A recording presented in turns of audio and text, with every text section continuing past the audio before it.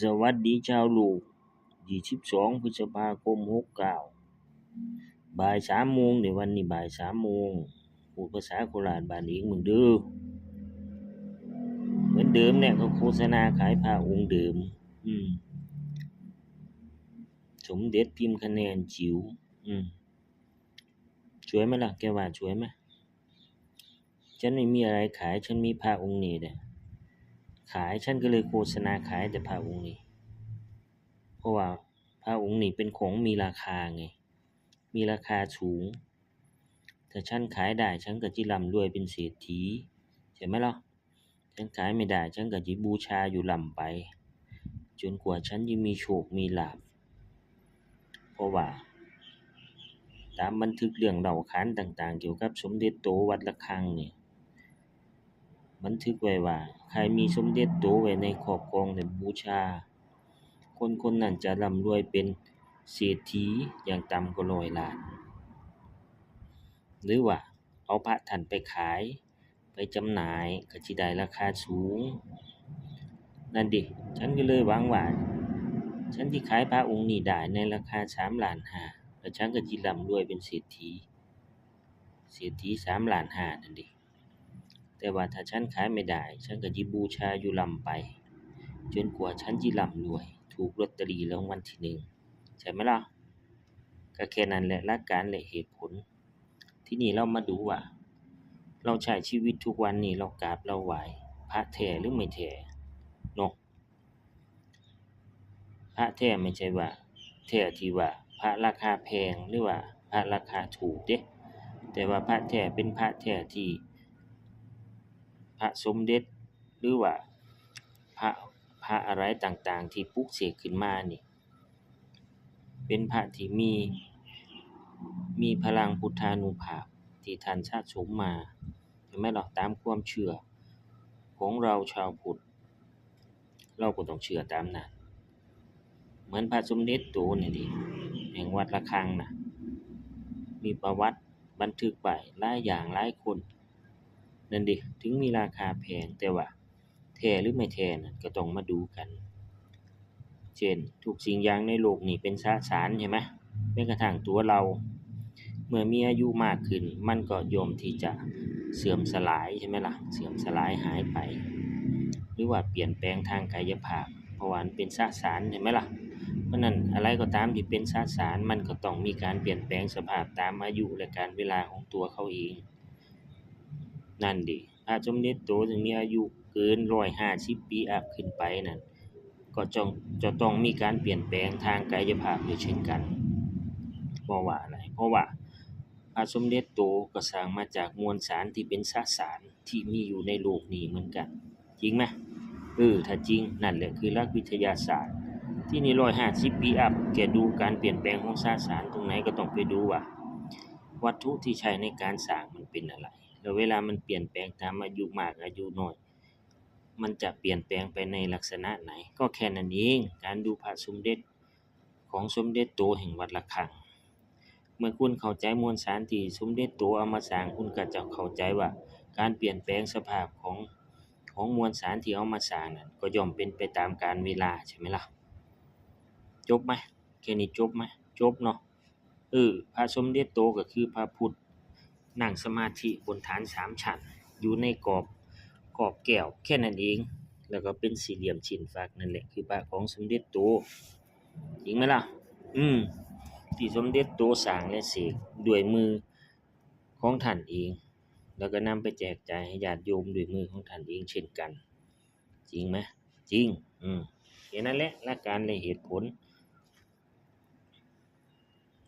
ที่นี่เราก็มาดูว่าพระองค์ไหนแท้พระองค์ไหนปลอมอย่างเช่นองค์นี้การแสดงทางกายภาพที่ผ่านอายุ150 ปีอัพถึง200 ปีเนี่ยก็คือว่ามีการเปลี่ยนแปลงที่เปลี่ยนแปลงอะไรเปลี่ยนแปลงจากวัตถุที่นำมาสร้างคือปูนเปลือกหอยใช่ไหมล่ะ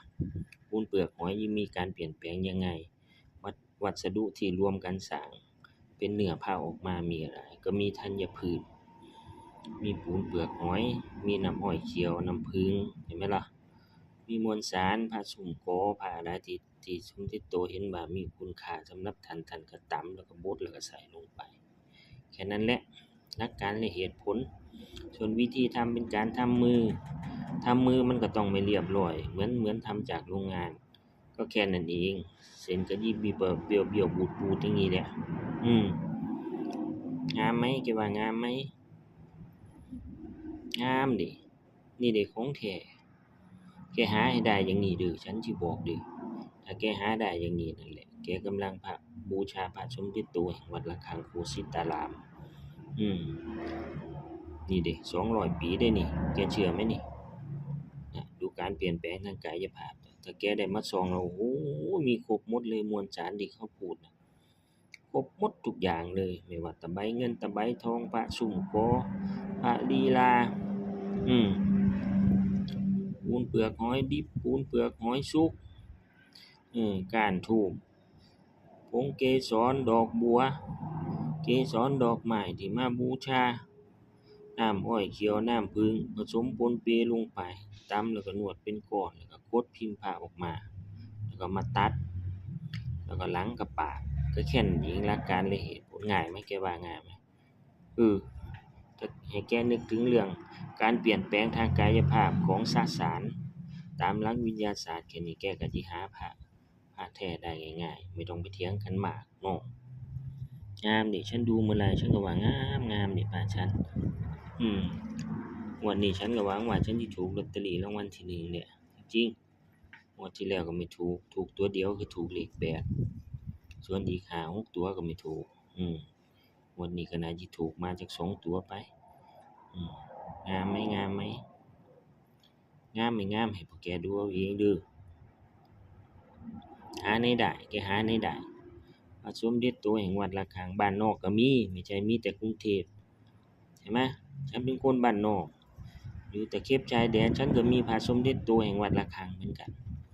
ใช่ไหมล่ะ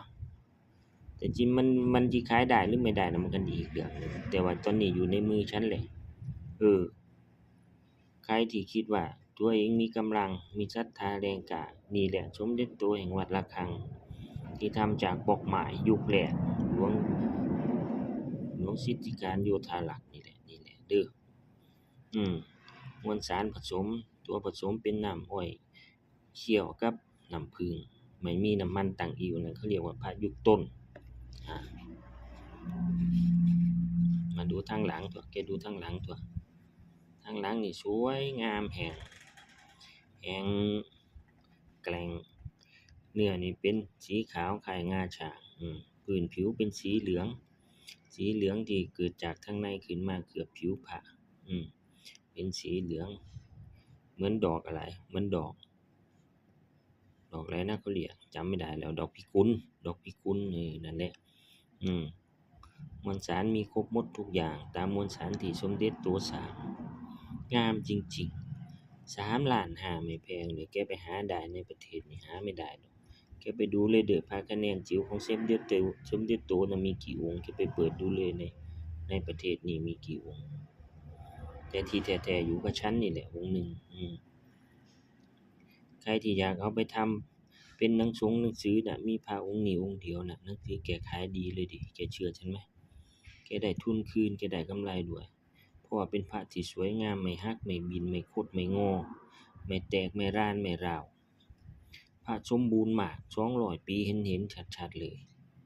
นี่แหละคือสุดยอดแห่งพระสมเด็จโตแห่งวัดระฆังโคสิตาราม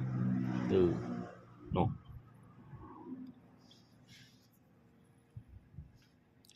แกดูถั่วดูทั้งข้างเด้อเห็นไหมงามไหมแกว่างามไหมดูถั่ว